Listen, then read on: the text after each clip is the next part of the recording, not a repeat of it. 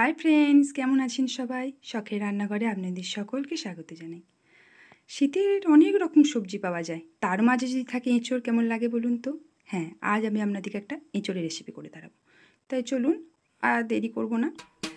কড়াইয়ে তেল দিয়ে দিলাম, সামান্য পরিমাণে তেল দিয়ে এবার ডুমো ডুমো কেটে রাখা আলুগুলোকে একটু নুন হলুদ দিয়ে ভেজে তুলে নেব।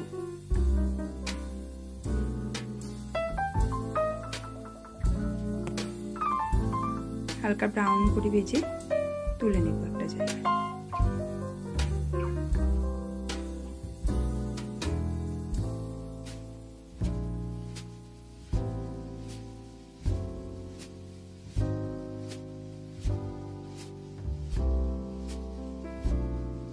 এবারে বাকি তেলটার মধ্যে সামান্য একটু গোটা জিরে আর একটা শুকনো লঙ্কা ফোড়ন দিয়ে দিলাম।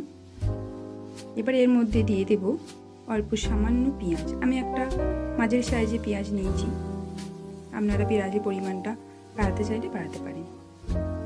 পেঁয়াজটাকে একটু হালকা ব্রাউন করে ভেজে নেব। এর মধ্যে দিয়ে দেবো অল্প সামান্য রসুন। আমি এখানে 2 কোয়া রসুন দিয়েছি, হালকা একটু ভেজে নিলাম।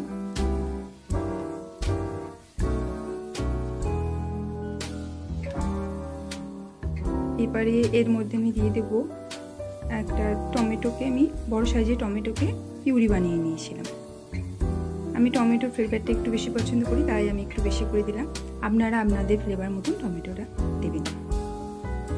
এবারে এর মধ্যে আমি একে একে একটুখানি আদা জিরে বাটা প্রথম দিয়ে দিলাম।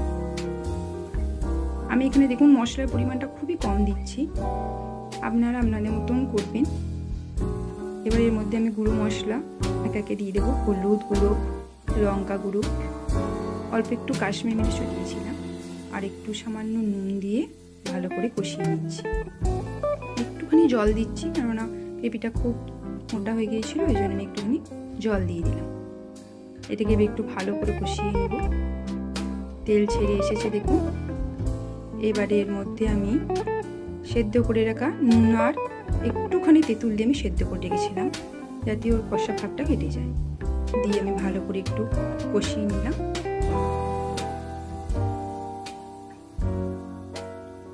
এবার আমি একটুখানি ঢাকা দিয়ে দেব অল্প টাইমের জন্য। ঢাকাটা খুলে দেখুন শুকনো পাড়া হয়ে গেছে। এর মধ্যে আমি আলু ভেজে রাখা আলুগুলো দিয়ে দেব। আলুগুলো দিয়েও একটুখানি জল দিয়ে দিলাম, দিয়ে একটু ভালো করে কষিয়ে নিলাম।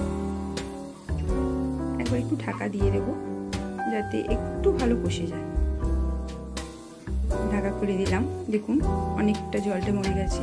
এরপরে আমি হালকা কুসুম গরম জল 2 কাপের মতন জল আমি দিয়েছিলাম। আপনারা আপনাদের প্রয়োজন মতো জল দেবেন। প্রথম 1.5 কাপ দিয়েছিলাম, তারপর আবার একটু দিয়েছিলাম। এরপরে আমি একটু নুন দিয়ে ঢাকা দিয়ে দিয়েছিলাম। দেখুন আমি এবার দেখে নেব যে আলুটা সেদ্ধ হয়েছে কিনা। হ্যাঁ, আমার আলু এঁচোড় একদম সেদ্ধ হয়ে গেছে ভালো করে। এবারে আমি একটি পাত্রেতে ঢেলে নেব। এর মধ্যে একটুখানি গরম মশলা আপনারা চাইলে দিতে পারেন, না চাইলেও দিতে পারেন, আর একটু ধনেপাতা।